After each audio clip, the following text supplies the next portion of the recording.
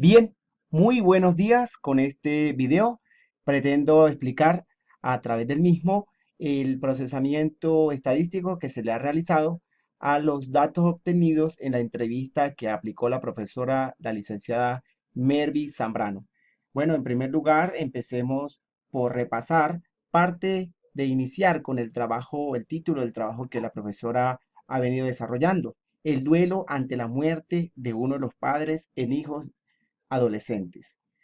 Y básicamente la profesora propone como objetivo general describir el duelo ante la muerte de uno de los padres en hijos adolescentes de la unidad educativa Dr. Francisco Javier García de Evia, municipio Lobatera, estado Táchira, para el diseño, ejecución y evaluación de un programa de orientación cognitivo-conductual.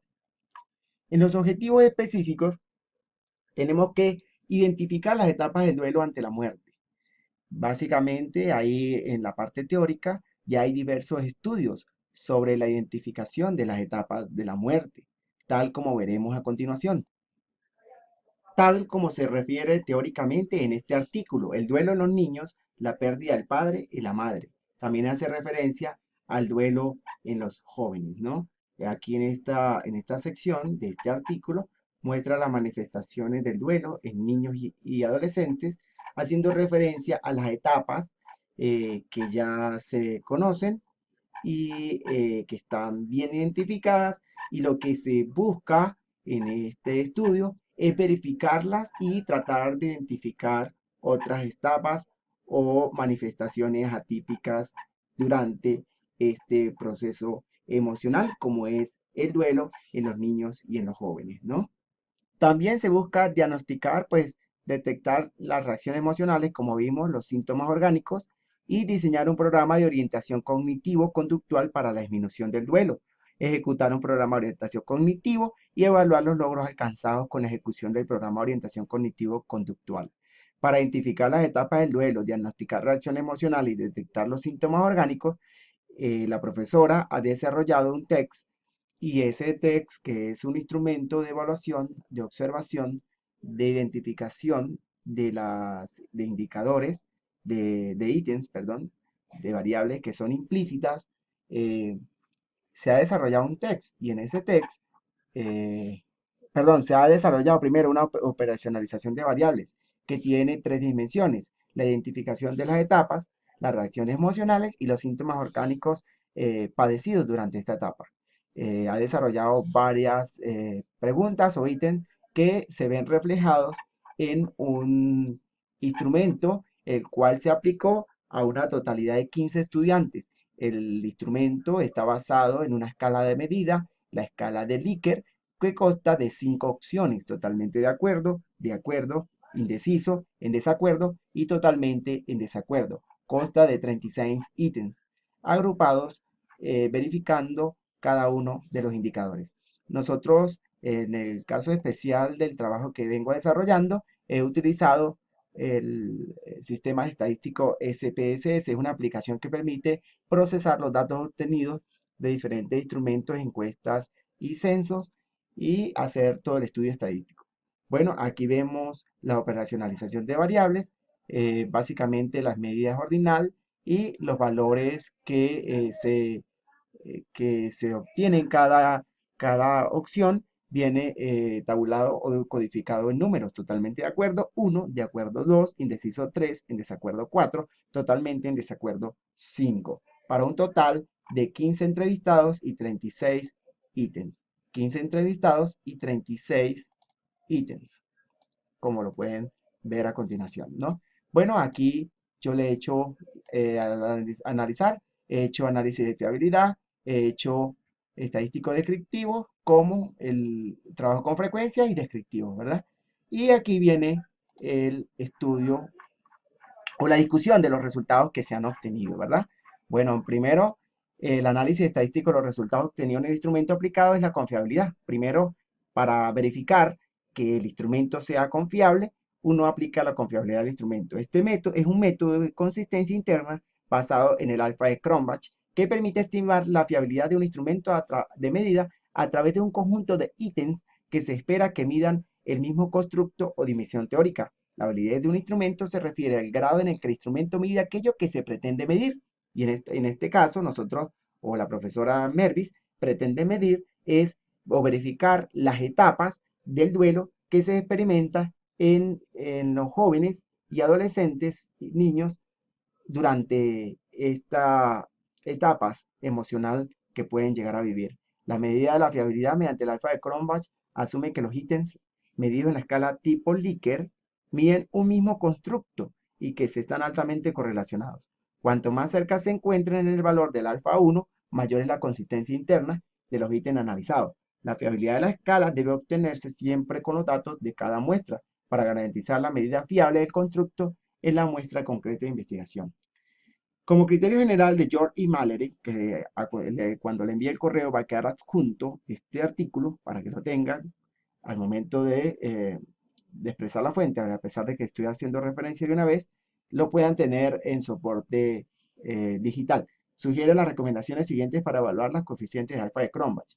Una coeficiente de alfa mayor a 0.9 es excelente, mayor a 0.8 es bueno, mayor a 0.7 es aceptable, mayor a 0.6 es cuestionable, mayor a 0.5 es pobre, menor a 0.5 es inaceptable.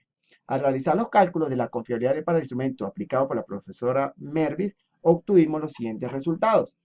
Bueno, fueron total de casos válidos 15, el 100%, excluido 0, ¿verdad?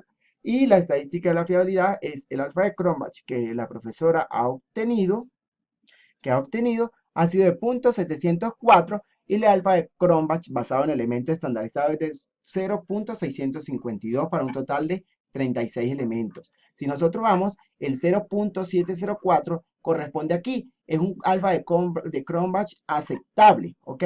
Es totalmente aceptable, por lo tanto, el instrumento se puede decir que es confiable, ya que según la referencia de George y Mallory, en un alfa de Cronbach mayor a 0.7 es aceptable.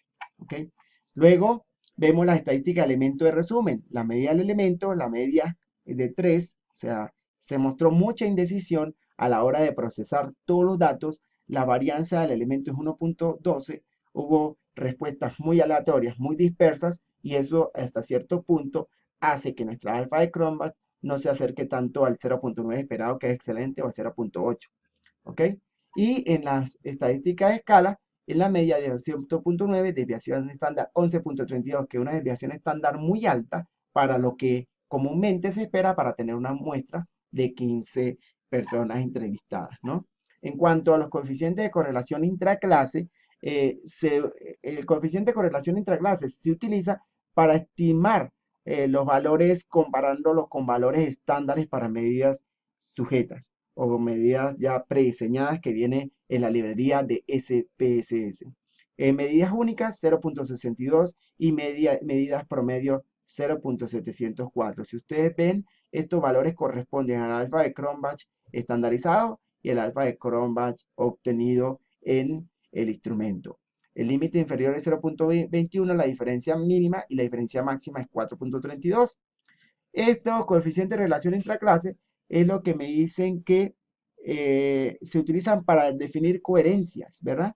Y esos coeficientes de tipo coherencia significa que mientras menos sean estos valores, más coherente es lo que se quería medir con lo que o sea, el valor estandarizado, el valor esperado con el valor obtenido. Entonces, básicamente las diferencias no pasan de 1, si ustedes ven. Entonces, esas diferencias demuestran que hay cierta coherencia a pesar de que el instrumento no es aceptable, pero no tiene un alfa de Cronbach muy alto. En cuanto a la estadística descriptiva por indicadores, sabemos que tenemos varios indicadores, como se muestra en la tabla de sistematización de variables. En eso, en los indicadores, pues podemos ver para la identificación de las etapas, la dimensión de etapas, evitación, confrontación y aceptación. Cuando nosotros analizamos por, por, por, por indicador, por ejemplo, la evitación, vemos que una media muestra, recordemos que el valor de 1 era totalmente de acuerdo, el valor de 2 era de acuerdo, el valor de 3 era indeciso, el valor de 4 en desacuerdo y el valor de 5 en total desacuerdo. Cuando yo tengo un valor de 3, eso significa indecisión, la media es una indecisión. Entonces, evita los recuerdos que llegan cuando entra a la habitación que le pertenecía. Hay cierta indecisión, que significa que en la media es que la mayoría, hay una mayoría que puede estar en acuerdo, una mitad que puede estar en acuerdo con evitar recuerdos y hay una mitad que puede estar en desacuerdo en que no evita los recuerdos. O sea, es una medida que no me da no me permite afirmar eh, una respuesta definitiva sobre esta pregunta o este ítem. Evita los recuerdos que me llegan cuando entro a la habitación que le pertenecía. Ahí arrojó cierta indecisión o cierta indeterminación. Pudiéramos decir que el valor de 3 es una indeterminación para este caso. Y si ustedes ven, el valor 2,87 se aproxima a 3, que también es cierta indecisión. Evita pensamientos dolorosos relacionados con la muerte para protegerme del dolor que me produce. Algunos, aquí puede ocurrir algo aleatorio. La mitad puede experimentar dolor como la mitad no puede experimentar dolor. Es una medida muy equilibrada y algo que no me permite obtener una respuesta definitiva del grupo estudiado. En cambio, en esta segunda 2,4 se aproxima a 2 por redondeo, por defecto. Rehuso conversar de los hechos ocurridos para evitar reacciones desagradables. Sí, la mayoría están de acuerdo en rehusarse a conversar de los hechos ocurridos para evitar reacciones desagradables. En cuanto a la confrontación, en cuanto a la confrontación vemos dos medidas. La media está en total desacuerdo. Bien, y continuando con el criterio de confrontación, resulta que aquí hemos obtenido en la media es el promedio de los encuestados, muestran que están totalmente en desacuerdo en sentirse un vacío interno por la ausencia, pero lo confrontan y tienen conciencia de lo que ocurre, pero no están enloqueciendo del dolor, ¿no? Bueno, aquí están y la aceptación pues muestra valores de indecisión en la tercera y en desacuerdo a estas dos cosas que están aquí. Bueno, aquí yo hice un resumen y dice, estos primeros datos nos muestran que al identificar las etapas del duelo, específicamente a la etapa de la habitación, estos se mostraron indecisos. Como ya vimos, hay cierta indecisión en los valores. La media es muy tendente a 3 y ese 3 muestra cierta indecisión, ¿no? Cercano a 3 en la columna de esta medida de tendencia central. En cuanto al indicador de confrontación al duelo, los resultados obtenidos para estos participantes es que estos reflejan una situación emocional estable, pues creen que a pesar de todo sus vidas siguen teniendo sentido. Creen que confrontarán el duelo y padecen del dolor que les embarga, pero creen que seguirán con lucidez, o sea que no van a llegar a la locura. En cuanto al indicador de aceptación, la media está en acuerdo de vivir sin la presencia física del pariente fallecido, creen que aceptan seguir con su proyecto de vida a pesar de sentirse indecisos por aprobar la realidad. En cuanto a la dimensión de reacciones emocionales, se dice que en cuanto a la dimensión de reacciones emocionales, buscamos cuáles de estas son las predominantes que experimentan los jóvenes que han vivido el duelo. Se puede deducir de la anterior tabla que la mayoría, expresado por el valor de la moda, refleja un valor de 4 para el indicador de la primera columna. Está en desacuerdo en reaccionar como si el pariente estuviera vivo, pensando en que éste volverá, aunque para el segundo indicador de la segunda columna la mayoría expresa estar en total acuerdo en que se siente abatido ante una pérdida y le imposible evitar el llanto. Indican que están en desacuerdo de haber desarrollado pánico a su propia muerte y a la de sus seres queridos y que esta mayoría de consultados ha sentido enfado hacia las personas que les rodean durante el padecimiento del duelo. En cuanto a los síntomas, a la dimensión de síntomas orgánicos, se puede decir que la mayoría expresa de ser incapaces de conciliar el sueño durante la noche debido a recuerdos que hacen presentes en sus mentes. La mayoría mantiene el apetito a pesar de la pena que les agobia y también expresan poder mantener la concentración en sus estudios. Esto es muy importante, este dato, ¿eh? El sentimiento de dolor experimentado no repercute el desarrollo de las actividades de la vida diaria. Al parecer, estas personas o este grupo de entrevistados tienen cierta preparación, aunque hay ciertas cosas en las cuales se puede contribuir y desarrollar estrategias cognitivas para seguir mejorando su condición y su calidad de vida y mejorar el rendimiento académico que en fin y al cabo también influye en el momento de padecer de duelo, sobre todo los jóvenes que están en edad escolar y que necesitan una preparación psicológica. Bueno, este ha sido gran parte del aporte, espero les guste, cualquier duda, inquietud, por favor me lo hacen llegar. No quise incluir hasta una nueva